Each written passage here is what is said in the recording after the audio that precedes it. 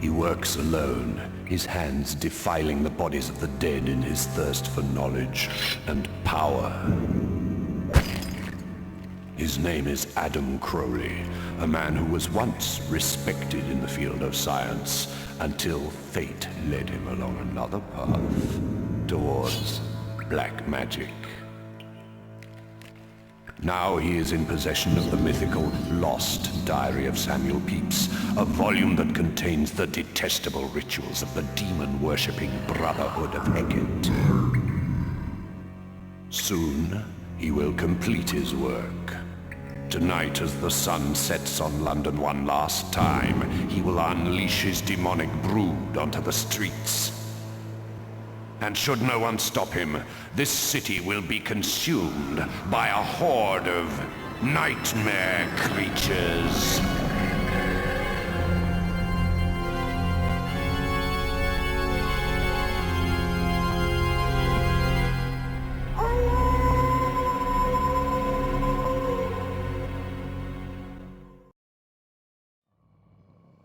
Hey guys, welcome back to another Gaming Memories video. Here we are actually taking a look at which is one of my personal favourite games to ever be released on the PlayStation, and that is Nightmare Creatures. And the game was released in late 97, early 1998 on the PlayStation. The game also got ports on Windows PC, the Nintendo 64, and it later got a port back in 2003 actually on mobile devices that was then published by Gameloft. The game itself actually received great reviews and was a commercial success, with global sales reaching above 1.5 million by January 2000, which is actually an incredible achievement. The story of the game is based around the mid-19th century in London, and you play as two characters, both a female character, both Ignatius and Nadia, and they're tasked with trying to put an end to an evil scientist by the name of Adam Crowley. He's been doing obscure and obscene experiments, and as a result people are turning into monsters and all sorts of grotesque creatures. So it's up to the two main characters of the game to try and stop him while also putting an end to all the devious experiments and so forth. The game itself, when it was actually being developed, the models and the environments were actually created and modelled from actual 19th century maps and blueprints. So it definitely has a very good gothic kind of style and vibe to the game. Although the game was a commercial success, it wasn't without its flaws. The game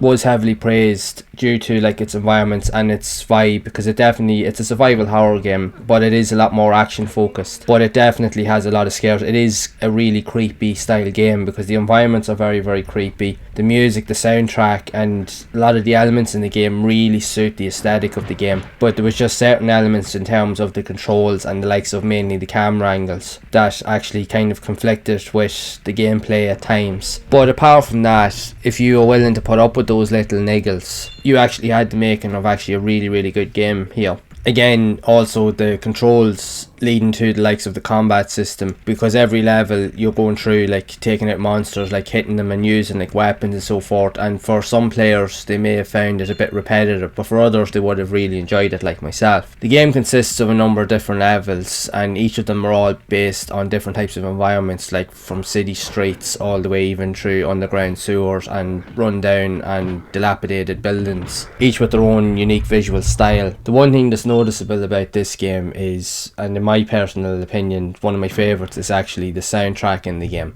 The game has an incredible and fantastic mix of both gothic style horror, kind of really eerie style themes, real dark, but it also has really cool rock themes for the boss fights, which in my opinion are incredible. And I'll be honest, I still listen to the soundtrack to this game every so often, so I do, even for the rock music as well. It's so cool, and for a game that's set in that dark tone, it's funny how modern music actually really suits it, and it actually does. If you've ever played the game, you will understand. It really it's one of those type of games, you either love it or you hate it. It can be hit and miss with a lot of people, but for me personally, I love it. I still go back to play it every so often. It's one of my personal favourite games on the PlayStation. Again, I'm a massive fan of survival horror, and I'm a big Resident Evil fan, as you probably may know from videos I've put out in the channel, but anything that's related to survival horror primarily I'm always a big fan for, especially in the PS1 era. I just love survival horror games on the PS1 with the 30 32-bit style old school graphics and that, and this game actually is no different to that. This definitely fits in nicely with that element. The game does have a sequel, Nightmare Creatures 2 as well, but it's based a few years later after the events of the first game. The game, like, if you even look at it from a perspective, even with the likes of Resident Evil, you do have different types of monsters. The primary monsters in it are like zombies, like from those type of games, but you do have different types of monsters like so werewolves, and you have all sorts of other kind of like mutated monsters and so forth, each with their own kind of attacks, and some are more trickier and more harder to defeat than others. The game is very, very dark, and like I say, the game is actually very creepy. The levels, some levels are quite short while some levels are a bit longer. Overall, the game itself isn't overly long. By the time you've actually gotten through it, the game actually does offer a really good mix of atmosphere and, again, different types of gameplay elements, and there is something there that really would suit everybody. Although the PlayStation version was highly well received and it actually got the best ratings of any of the versions of the game, the N64 game, even though there were certain things taken out of it, the likes of the intro sequences and video elements because of the limitations on the likes of the cartridges and stuff, the N64 version does have the better visuals, but that doesn't take away from how good the PlayStation game actually was at the time. Now, in relation to actually playing as both characters, the campaign is pretty much identical. You go through the same levels regardless of the character that you choose, but each of them have their own unique abilities, and again, they can all use different types of weapons, from healing themselves using health. They can use different types of like guns and different types of elements like grenades and so forth to be able to gain an advantage in combat situations. But primarily the likes of the levels and even the way the game plays out is identical over both campaigns. It's just really the players move in different ways, and they have different moves that you can engage with if you use likes of different combos and so forth. That's one of the cool things about the game as well. It's primarily like a beat 'em up, only in a survival horror kind of sense, and you have kind of like games like, if you've even played like fighting games like Street Fighter, Mortal Kombat and so forth, when you're using combinations for the likes of fighting type of moves, the more combinations you can pull off with the buttons, the more moves you can actually do, and some are more devastating than others depending on which one you use. I'll never actually forget my first experience with this game. It was actually on a demo that I actually bought with the UK PlayStation magazine. It was in late 1997, I think it was around September or October, and there was a couple of games on it. There was this game, and there was like Fantastic Four, and there was a couple of other games I remember on it very well, and you got to play through the entire first level with the male character Ignatius. And the one really cool thing that blew me away was just the music was just so eerie and gothic. It was really, really creepy.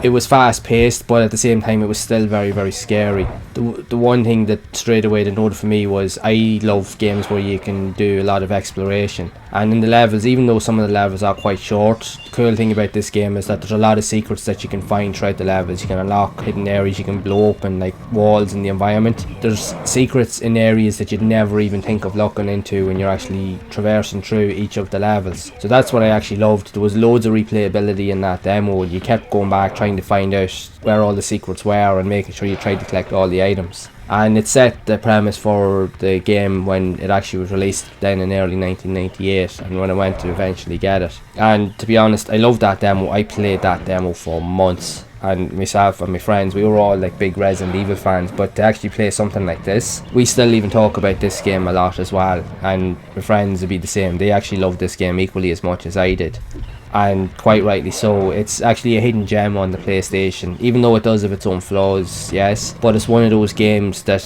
it does stick with you, and you will remember it as time goes on. And if you've played it and you've enjoyed it, you'll understand why. Again, for the gothic style, the graphics, the unique atmosphere and vibe that it represents, and especially overall the soundtrack, for me it's definitely a really good combination of all of those elements. So I highly recommend, if you haven't tried out Nightmare Creatures, that you really should try this game out and see what you think for yourself, especially if you're a fan of old school survival horror games and you want to try something that's a little bit different, that actually has a few other elements that throws it into the mix. And if you actually have played this game, I'd love to know your thoughts on it, and what did you think of it actually playing it. Make sure to share it down in the comments below. So if you have enjoyed this video and you'd like to see more videos like this where I do more reviews of other types of survival horror games and even gameplay style videos of these type of games, then make sure to leave a like on the video. Also make sure to subscribe to the channel, and again hit that bell icon to be updated whenever future videos are released. Also be sure to check out some of the other videos here on screen where I have provided other reviews of other similar style games